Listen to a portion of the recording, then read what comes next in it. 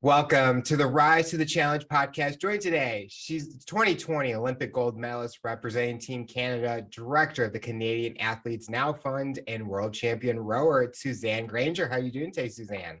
I'm well. Thanks for having me. We're so excited to have you on the show to talk about your rise to the challenge. What we like to do with all of our guests is go right to the beginning. Talk about where you're from and what did you like to do growing up? It's funny. I think what I actually like to do is pretty much anything but sports. I actually grew up in Florida, and so I loved to be active. We had a pool at our house, and so I swam, but sort of just fun, Marco Polo standard kids games in the pool.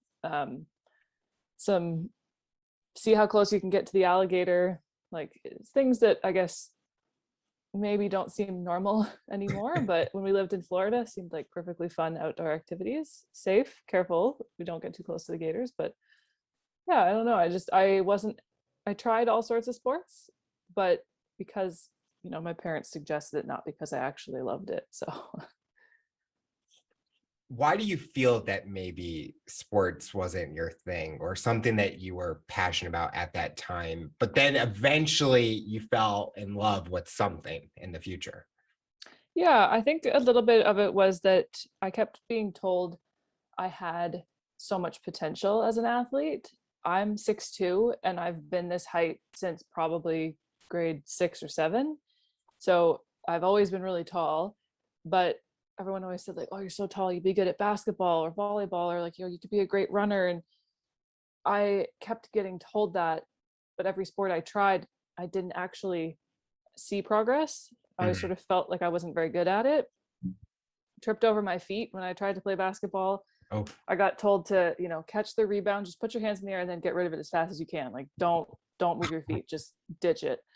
And so I think when I finally found rowing, it was such a change to feel like when I put the effort in, I saw progress, whether it was actually happening or not. The coach made me feel that way. A change small, he helped highlight that progress so that I saw that I was improving. And I think that's what made me finally have interest in sports, specifically rowing, because I was like, oh, I could actually be good at this. And I'm seeing that happen versus in other sports. I sort of just always struggled to see improvement and get better. were you ever exposed to rowing before you got into it? No, actually. When we have a family friend is the one who introduced me to it. And when he said, hey, you're really tall, you should try rowing, my first thought was, what's rowing? I don't know what that is. I'm not doing that. So I honestly didn't really know. I might have seen it, but I honestly didn't really sort of click with me. And I can be a little bit hesitant to change or trying new things. And so when he suggested it, I was like, nah. But he was able to convince me to come out and just give it a try. And that was it. It actually stuck. With rowing and being in Florida, it's probably a perfect combination because you're close to water. I'm in the Midwest, so getting to a water destination takes a little bit of time. Does that kind of give you the benefit or an advantage at that when you first got started because you were so close to the water? Plus, that's the atmosphere down there. So I actually started rowing when we moved back to Canada. Oh, My, okay. yeah, so we moved back to Canada when I went into grade 8. And being an angsty teenager, I was telling my parents, like, you're ruining my life, you're taking me away from my friends. And so I learned more recently that the coach actually asked me to start rowing and to give it a try because my parents had reached out to him to be like, please help us. She needs something to focus her energy on, get rid of this teenage angst and find a new group of friends.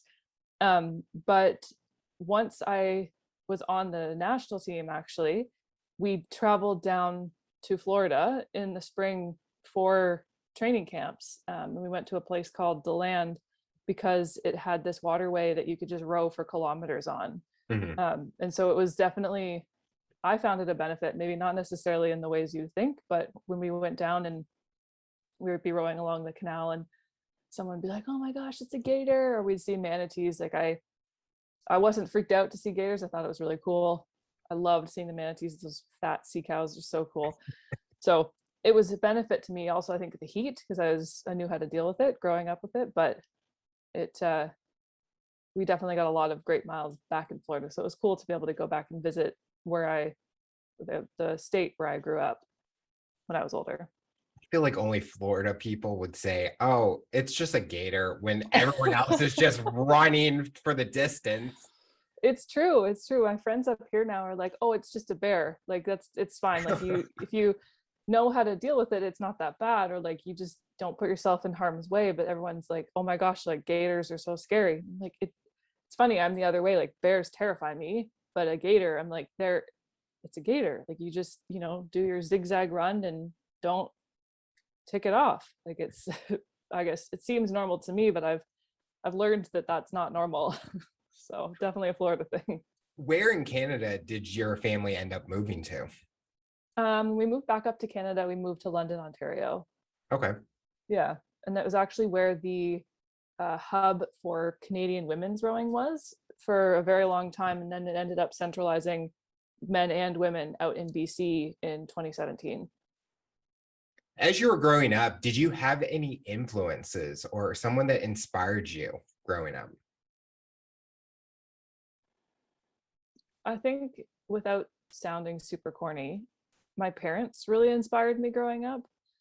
I didn't, I can't remember having like one specific role model sort of outside of that. But my dad is a vet. And so living in Florida, he was able to take care of some really cool, like exotic animals. Mhm. And so it was always really neat to be able to go to work with him and see how he like took care of these bizarre creatures, as well as cats and dogs. But he really like has a way with animals. I call him like the dog whisperer. And so it was really just cool to see him in his element. And I remember for the longest time I wanted to be a vet because that's what my dad did. And my mom actually switched careers in her 40s. She graduated law school the same year that I graduated high school. And so I looked up to her in the sense that it almost took the pressure off me to know exactly what I wanted to do when I grew up. And I saw her, have 3 kids and a family and go back to law school and succeed and become a partner at a law firm. And so I think, in a maybe somewhat corny way, my parents have sort of always been big role models for me. Definitely nothing corny about it, because sometimes our parents are our biggest role models, our biggest support system out there, and they just want to see us do the best that we can. I mean, my mom's one of my biggest supporters and a role model for me. And if I didn't have that, I don't know where my track would take me, because she's always there by my side to get to whatever goals I want to accomplish and things like that. So that's a great answer. Well, I'm glad you agree. I am so interested about the exotic animals. Was there an Yeah. animal that your dad took care of or helped that was like something that people would not expect to see in person almost? The one that I think of right away is the Komodo dragon. Okay. Super bizarre, like massive lizard. And so in Florida, they have like tiny little lizards that are essentially like as common as squirrels that just sort of run around all the time. We called them Larry lizards. I don't actually know what they're called, but it was like seeing one of those on steroids. Like, it was huge, so massive. And so that was really cool. And I don't think the person was legally allowed to own it. And so it was interesting to see it in real life and sort of have my dad sort of like, oh, okay, like we'll make sure that it's okay, but got to make sure we're not breaking any rules here. So it's that's the one that really sticks out. But I do know too that in vet school, he got to take care of like a hippo, and Oh, the guy that was, I guess, I don't say owned it, but it was part of a zoo or something, I think. And I was like, oh yeah, you can put your head in its mouth. My dad was like, that's the number one thing you don't do when you meet a hippo. But I guess it's like it's trained as a zoo animal is, I suppose, for entertainment in a maybe somewhat of a sad way. But I just remember looking back as a kid in the photo album and seeing a picture of my dad with his head in the mouth of a hippo. So fairly it's a unique family photo album to have. you probably see videos all the time of people doing that same exact thing, putting their head in a hippo. I'm like, nope. Nope. Mm-mm. You couldn't pay me enough money to do that. Hard pass. As you're getting older, going to college, education, or going to the workforce, what was that next path for you? Were you wanting to be an athlete in college? Did you want to just find what you were passionate about in college or right into the workforce? My sort of idea of what I was going to do in life changed a lot. For the longest time, like I said, I wanted to be a vet. And then I really wanted to be a dermatologist. And I think that was sort of like the prevailing desire for the longest period of time, probably up until the first couple of years of university, which hilariously enough started off because one of my grandfather's friends is a dermatologist, and he showed up with a different car every single time he visited. And, as an 8-year-old, I was like, heck yeah, I want all those cool cars. And but then became more interested in it because of how it helped people, and I liked the human connection and sort of that aspect of it. But I did everything to set myself up for med school all through high school, and then even in early university days, but didn't actually know that it was possible to row after high school until partway through my last year of high school. An American school reached out to me and said, hey, we saw you row at an indoor competition. We want to have you come visit. Like, are you interested in that? And so that was sort of my first tipping point to be like, oh, hey, maybe this could be something I go, past high school with. And when I started rowing, being the competitive person I am, I was like, oh, I really would love to be able to be good enough to take this right to the top and, be the best at what I do. So it was always a dream of mine to go to the Olympics, but not something that I actually sort of set out to accomplish right away. And so when I got asked to come visit this school, I was like, oh, wow, okay, maybe it is possible. And so then I started reaching out to schools and did my own research to see maybe where I would want to go, and tried to find one that was really great academically, but also had a really good rowing team, because I'm, competitive. I was like, I want to go to the one that does really well. And so I ended up going to the University of Virginia on a scholarship, which at the time was the top public university in the States, and has always sort of remained in the top tier. But I did my first 2 years of undergrad to set myself up for med school. And then when the rowing practices and my labs started to clash, I decided, or I realized, that I could be okay at both of them or really good at one of them. And so I remember sitting down with my coach and saying, I need absolute real talk right now. Like, do you think this is something that I can continue on with after university? Do you think I have a shot, if I put the effort into it, to make a national team and go to the Olympics? Because if not, I'm gonna, put all of my eggs in the school basket and really try and go that way. And his words to me were, if you work really hard, I think you can. When you first showed up here, I wouldn't have said yes, but he's like, having seen you for 2 years now, I truly believe that you've got something special. And I remember talking it over with friends and family, and came to the conclusion that I could always go back to school, but I couldn't always try to go to the Olympics. So switched my career path pretty quickly and started taking political classes. And so I ended up double majoring in American government and studio art. And then did a master's while I was training with the national team in Canadian American relations. So really nothing like I'd originally set out to do, and really nothing like the job that I was doing before mat leave. So I'm not entirely sure how it all happened, but I guess it's a blessing that I have so many interests. It can sometimes be a curse, and that I'm never really too sure what to pick. But I think it's cool to be able to do a bunch of different things. And I loved my university experience. So it's a long-winded answer to your question. If you looked back and you had to make that decision again, would you still have gone the same route, where wanting to be an athlete, going for being the top, or would you have changed your mind and gone to be a dermatologist still? Or do you feel that the path you've taken is how it should have been written? Yeah, I think it's a bit of a hard question to answer, but I don't think I would have changed anything. Um, I do think had I not really tried to go after rowing, I probably would have wondered, what if? Yeah. There are still moments now when I think like, oh, I love the idea of being able to help people in the medical realm. Um, and so haven't necessarily fully closed the book on something like that, but it's, years of schooling. And so it would definitely be a long commitment at this point, but I wouldn't change anything. If people ask me similar questions, they're like, well, do you wish your family had never moved you from Florida to Canada? And Yeah. no, I mean, if I hadn't done that, I wouldn't have met my husband and found rowing and won a gold medal, but I loved living there too. And so I think in a way I've gotten the best of both worlds out of both situations, but every once in a while it just kind of like, oh, it would have been really cool to be in the medical field and helping people that way. And it's not that the door's closed, it's just a lot harder now, but it's hard to say I would want to rewrite history when I have a gold medal. So, Yeah. yeah. Being an athlete, what is the biggest thing it taught you about yourself at the beginning part of being a rower? I think it taught me that I didn't actually know how hard work was.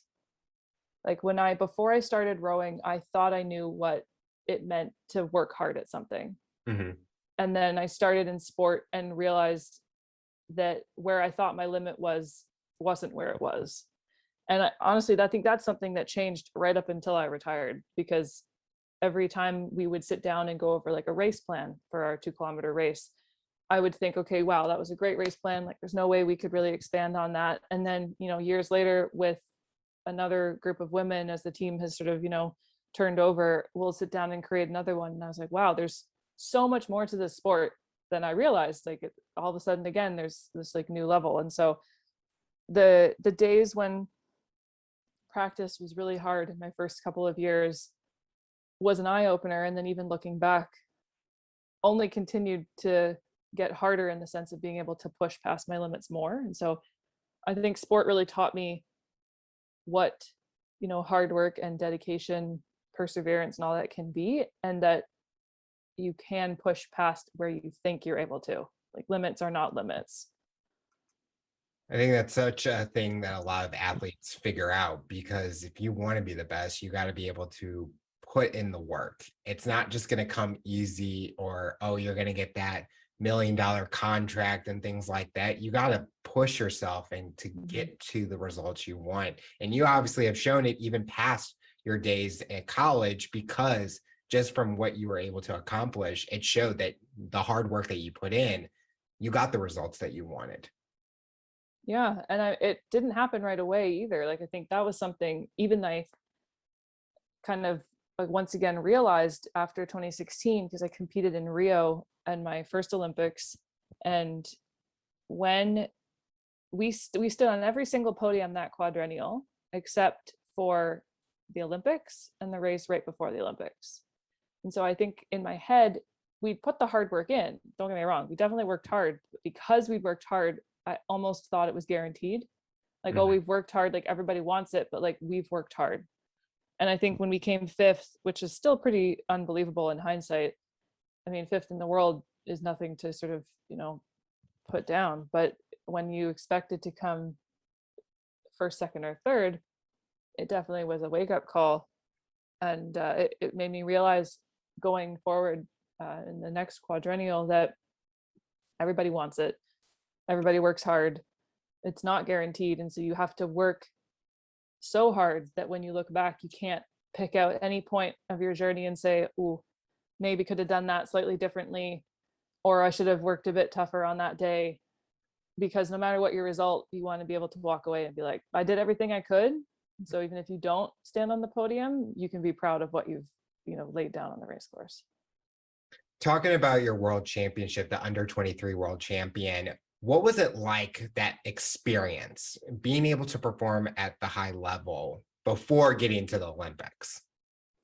Yeah, I think that was sort of another realization for me that I could continue rowing after university. I really didn't do a very good job of researching the path. I was sort of just opened doors as I learned.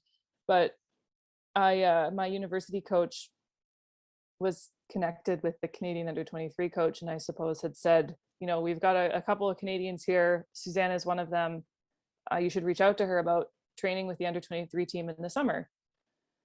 And so I think that was where I was like, oh, wow, this is the next step on the ladder. If I can get in with the under 23 team, I'll get some experiences, maybe make a name for myself with Canadian rowing, and have potentially an opportunity to even step up to the national team at some point.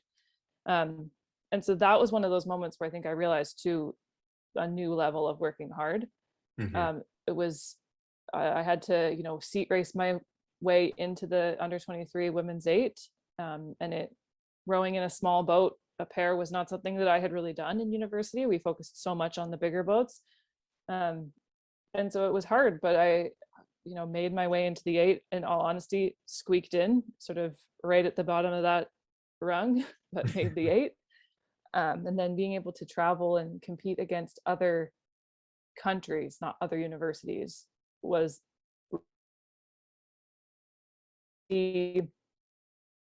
like have that sort of Canadian pride, and like be able to wear the maple leaf and represent a country and something bigger than yourself.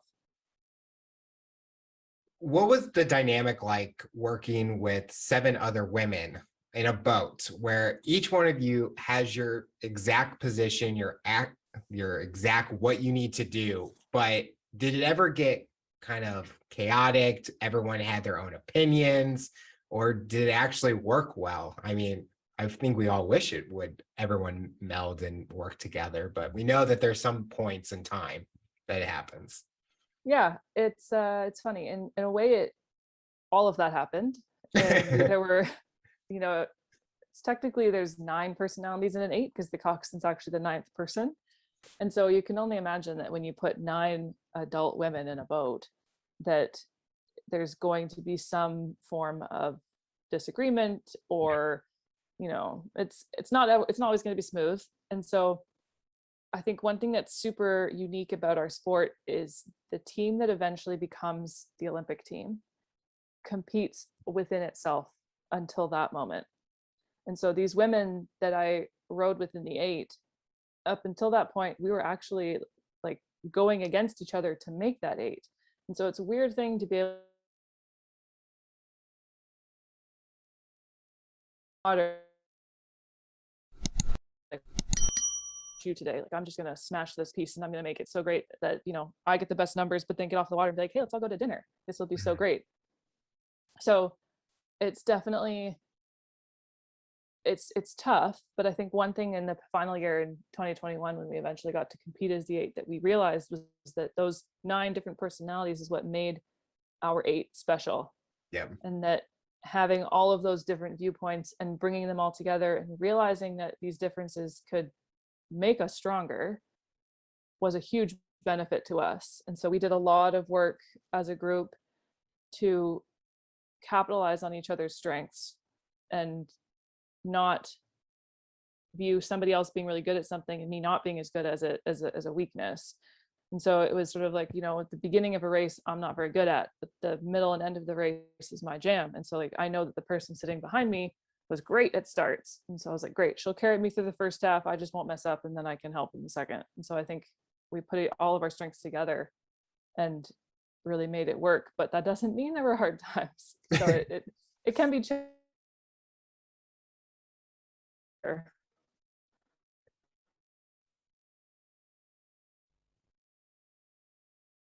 Okay, it just froze for a second. I was like, hold on, where is she? There she is. Oh no.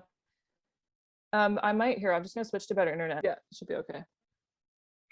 You mentioned earlier about your first experience at the Olympics. Being in Rio de Janeiro, was there a memory that has kind of lasted in your mind since that time that you will remember forever? Like about the city or about my Olympic experience? Your experience being there, like the first Olympic experience. Yeah. So it's funny. The first thing that comes to mind is actually sort of like the very end of the experience. I remember the first thing that I thought of when I crossed the finish line in Rio was, damn, now I have to do this again. And so it was an amazing experience, but I think it was almost sort of like setting me up for my next experience of a quadrennial. Both very different, but every Olympic quadrennial is different. Every games is different. You come to expect the unexpected. So I think in a way, my like biggest memory from it is knowing that I wanted to use it as a launching point. Like I was crushed and disappointed, and I don't actually remember the couple of months that happened after the Olympics. It was a bit of a time. I was sleeping 14 plus hours a night and likely quite depressed without actually realizing it until later. But the actual experience of being able to row at the Olympics and sort of walking into a venue for the first time was surreal, because I think I had realized at that point that I'd accomplished what I first wanted to, which was to become an Olympian. Mm-hmm. And after our very first race, which was the heat, our coach said, congratulations, you're now all officially Olympians. Like, you've raced on the race course, it's done. You can now always put that next to your name. So it was an amazing experience. It wasn't the experience that I think I wanted going in, but again, I wouldn't change it. A lot of athletes usually have to wait 4 years to get to the next one, but during this Summer Olympics, it was a different kind of time that we were all going through, where you had an extra year to wait. That extra year, was it hard waiting for the Olympics to come, where you're like, I should be already here, but we have to wait 365 more days to get to that moment? Yeah, the way it happened was tough, because it was first announced that if the Olympic Games moved forward on their scheduled date, Canada wasn't going to send a team. Oh. And so when that came out, I didn't really know what to think. I was like, I understand that we're trying to be safe, but like, would this actually happen? Like, would we not go, and would the whole rest of the world move forward with this? And so I sort of thought, okay, other countries have to get on board with us. Like, that was sort of a shocking thing. But it 24 hours later, it was announced that the Olympics were delayed. And on that day, we had 42 days before our first original race in 2020. And so going from 42 days to then like, oh my gosh, we now have to hold another year, was hard, because myself, like some other women on the team, had decided that this was it. We were retiring after Tokyo was done. And so I was, planning what was next. I had 42 days, until I was this close to not freedom, but like moving on in life. Like, rowing has been 18 years of my life. I want to know what's next. And so it was tough in that moment to hear that it got delayed. But again, I didn't question whether or not I would do it. I was like, I've come this far. A year sucks to wait, but it's a year. Like, I've come this far, I can do it. Looking back, I don't want to be like, oh, it only would have been a year, you could have made it through. So it was brutal, but I think it really made a huge difference in our journey. I can't speak for the other girls in the boat, but in my opinion, had we raced when we were originally supposed to, I don't think we would have stood on the podium. And so I honestly think that extra year changed everything for us. We, had a change in coaching. We obviously had to train at home on our own, but I think it really gave us the opportunity to completely 180 our team culture, the way we, handled and dealt with each other, the way we came together to decide what our goals were. And so it sucked to wait, but I think we did a good job of using it as a positive for our team and turning it into a way to make us better. Why do you feel that if you originally did it in 2020, that it wouldn't been the same outcome? We trusted each other as individuals, but we did not trust each other as a team. And so that extra year gave us the opportunity to learn each other's defaults when you get to the point in the race where you want to stop. Because when you hit a certain point, it's really hard to all row the exact same way. And so we learned how each one of us sort of broke down in those moments. We learned how to help each other, and support one another, and do so in an actually authentic way. As I think, like I said, I trusted every one of my teammates individually, but when we came together, there were some doubts, and I don't even know if I could put like into words what they were, but there wasn't that sort of unspoken trust and bond between the group of us. And I think that what we all went through in that extra year allowed us to fix that and form that, overall trust and understanding that allowed us to make it through the difficult parts in a race and unspeak, like without anyone saying anything, know that we could step up when it came time. You talked about in the 2016 Olympics, your first heat, your coach said you're now an Olympian. Going into your second first heat in 2021, what was the feelings like? Were you nervous, or were you like, I've been here before, I'm ready for this opportunity, I'm determined to go for the gold? It was a little bit of both, because I felt prepared in knowing to expect the unexpected. Mhm. But at the same time, it was our first international race in 2 years because of COVID. And we'd really only come together as an eight sort of towards the, like, not long before the Olympics, is what I'm trying to say. And so we were sort of fresh in the lineup that we were in, and didn't really know our full potential as a boat. Believed that we had, that awesome potential, but had no idea how it would come together. And so I was nervous in the sense that I was, to be fair, worried about the things I couldn't control, Mhm. a little bit, because we hadn't seen any of the other countries race. We hadn't lined up against them in like over 2 years. And so that first race, I was honestly more nervous for that, for the wrong reasons than I was in the final, because I had no idea what to expect. It was sort of going to be the ground level experience for everyone, because nobody had raced each other in so long. And so I didn't necessarily feel nervous to show up at the Olympics, but I was anticipated sort of where everyone was going to fall in rankings in that first race. Especially with that Olympics, things are changing.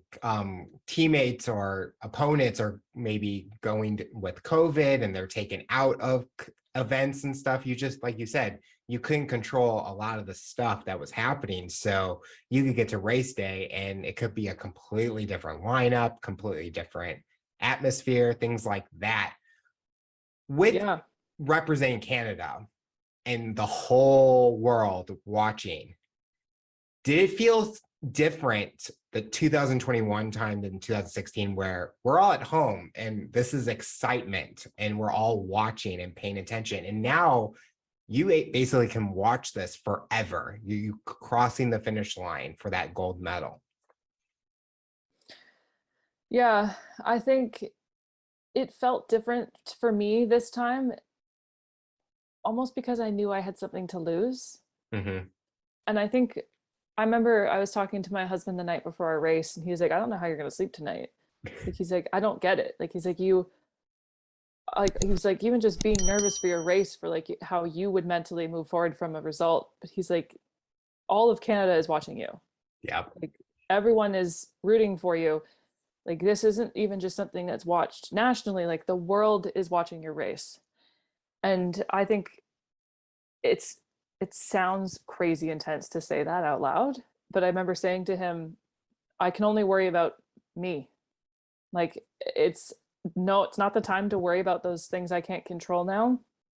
And so I think I did a good job, and I think a lot of us did a good job of worrying about what we could control, and saying to ourselves, we're sitting here, this is our moment, we're not going to stress about trying to impress anybody else. We just need to do what we can do to make ourselves proud. And that was actually a goal that we'd come up with, was to redefine excellence. We didn't have the goal of winning a gold medal, because that's not something that we can control. And so we said, we want to redefine excellence and make a statement on the world for what Canadian women can do.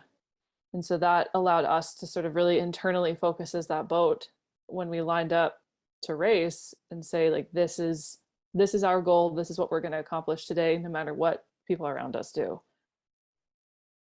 After winning the gold medal, did you have that moment like, I accomplished what I wanted, but I'm ready for that next chapter in my life? Yeah, I think the way I've described it before, and it sounds really silly, is that I almost felt like the dog that chases the squirrel and then the one time actually catches it and is like, oh, what now? Like, I didn't, like, I believed that we could, but almost in a way didn't expect it to happen. And so when it did, I was like, holy my gosh, I've dreamed about this for years. Is this actually real? Um, and so, yeah, I think I was ready for what was next, and honestly so relieved that we'd accomplished what I really wanted to accomplish and that we all wanted, obviously, who doesn't want to win a gold medal. Um, that I felt that I was ready at that point to say, okay, I've done what I came to accomplish. I honestly could not have won a higher level medal for my sport. I'm ready to move on to what's next.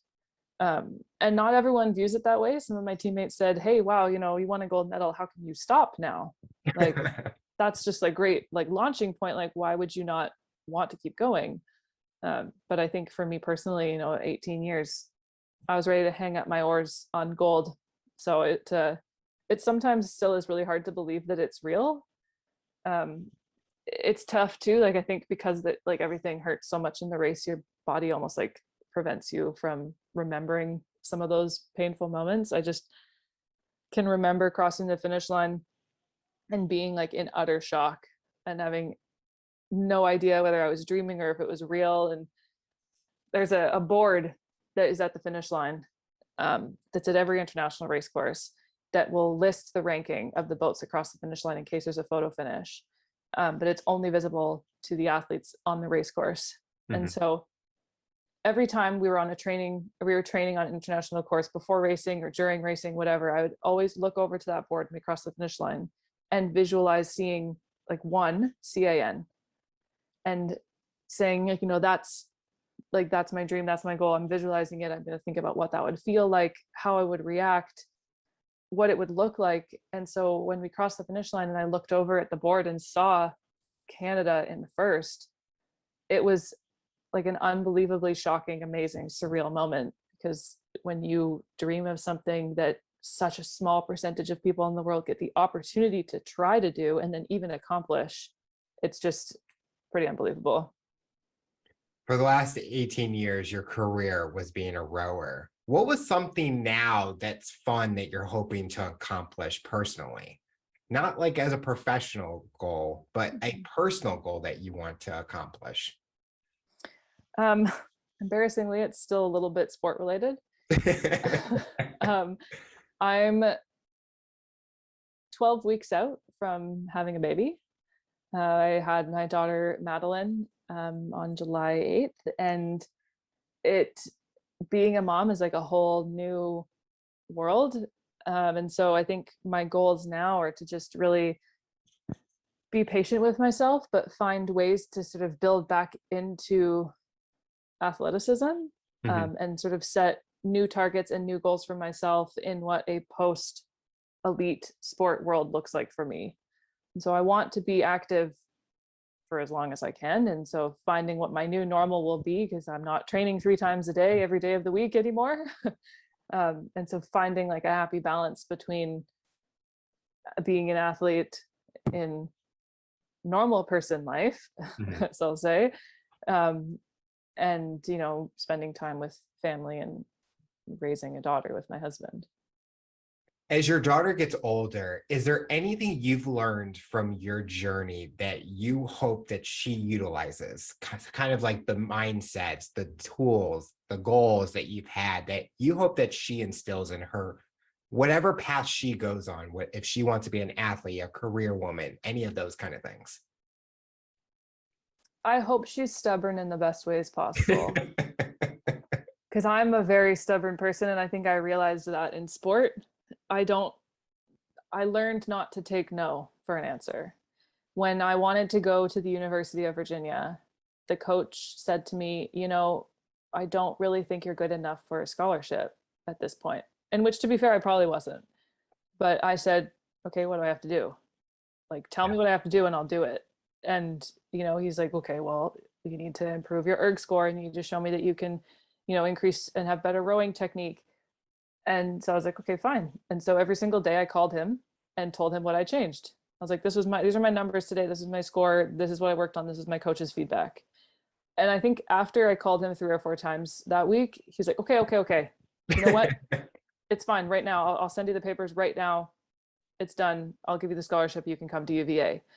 And so I hope that she doesn't take no for an answer. And if she's really passionate about something, that she pushes for it and that she says, nope, this is what I want to do. Because all it takes is one person to say yes.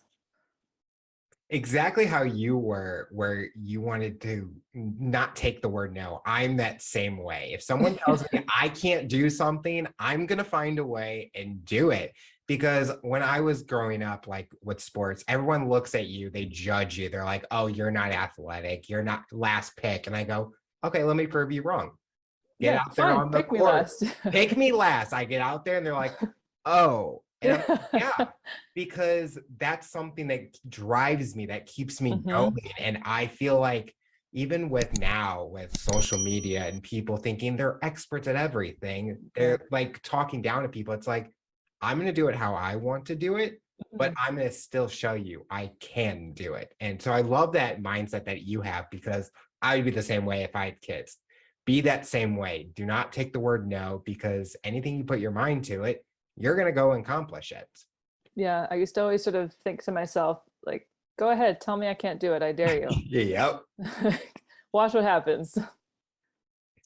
With your support system, your husband, on your journey, was that something special that he was always there to support your dreams? That if you wanted to be at that next Olympics, that 2020, it's weird saying 2021, but that Olympic in Tokyo, but he was there to support you and be behind you no matter what, so that you could go and accomplish that.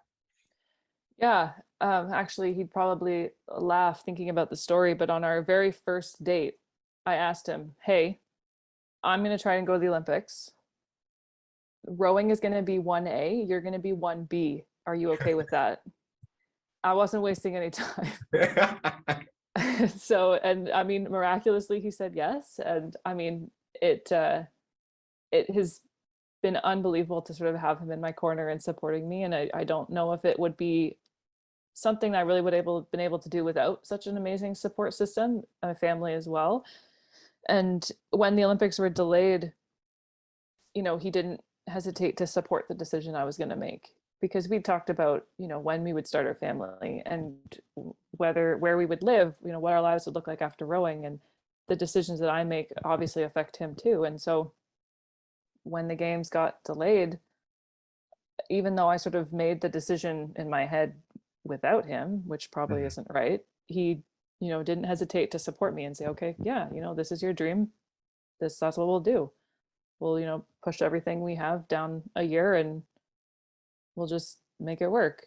And so I think I'm so lucky to be with somebody that can buy in and support my dreams and, be proud of me for doing what I want to do. And I think it amazes me and I love it. But every once in a while, he'll sort of call me into the living room and be like, hey, come here, like, we need to watch something. And he'll put my race on the TV and be like, he's like, I just need to remind you that you're an Olympic champion. We're going to watch your race.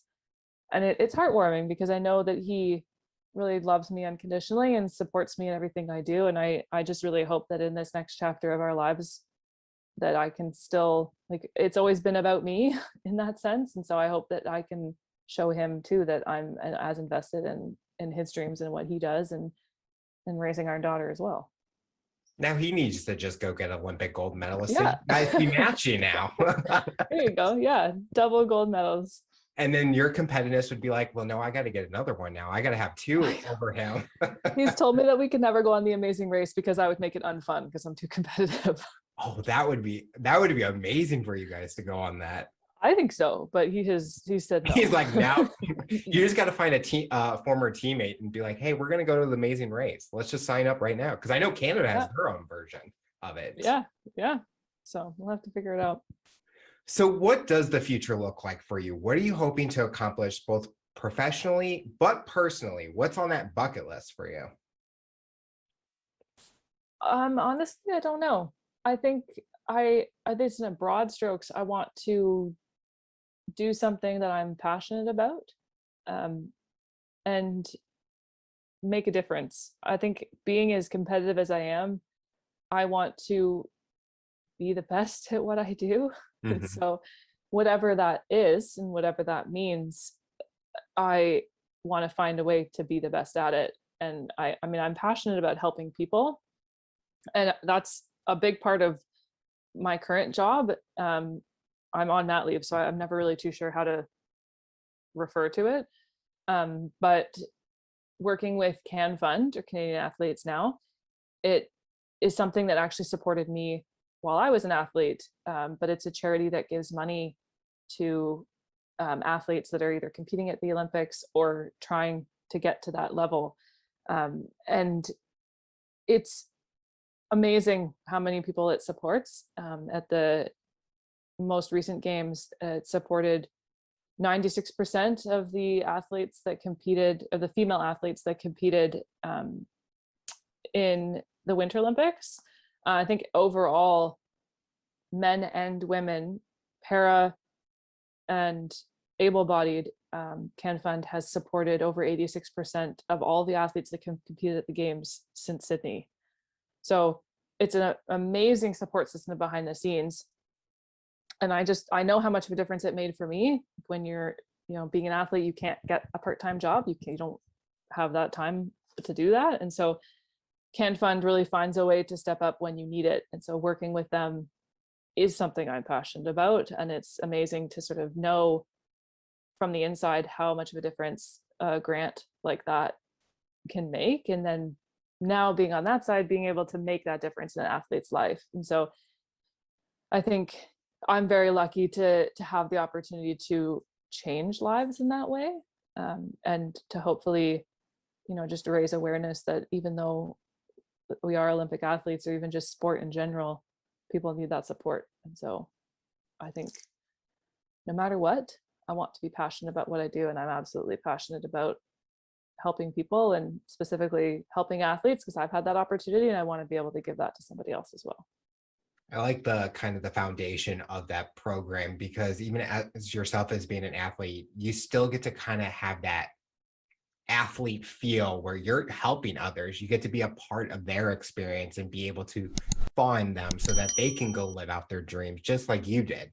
So I like that, the mission statement, because I know there's been topics in media and news where about pay for Olympic athletes, or they can't afford to get there. And so it's such a great thing that what Canada is doing for those athletes. Mm-hmm. Yeah, it's shocking when you realize the costs that some athletes, bear as an Olympian, or even just an athlete trying to get to that level. I mean, some of the winter athletes, their team fees are 30 grand, and they have to pay that out of pocket. And so, a grant from Can Fund is $6,000, and that can help take that, chunk off of that. And it's the average athlete is in debt just over $2,500, I think it is. And so it's mind-blowing just how expensive it can be to compete for your country, and everyone expects you to perform and wants to see you succeed, but it means a lot when they're able to sort of help with the behind the scenes as well, because it takes years to get there, and that's expensive. The final question I'll ask you, for someone that's listening to this interview based on your journey and experience, what tips or advice would you give them to overcome obstacles, accomplish their goals, and rise to the challenge? I think something similar to what I said before would be, don't take no for an answer. Yeah. I think it's going to be really hard. Not every day will be perfect. There'll be a lot of really, really tough days. A lot of people will probably say no. But like I said, you only need one person to say yes.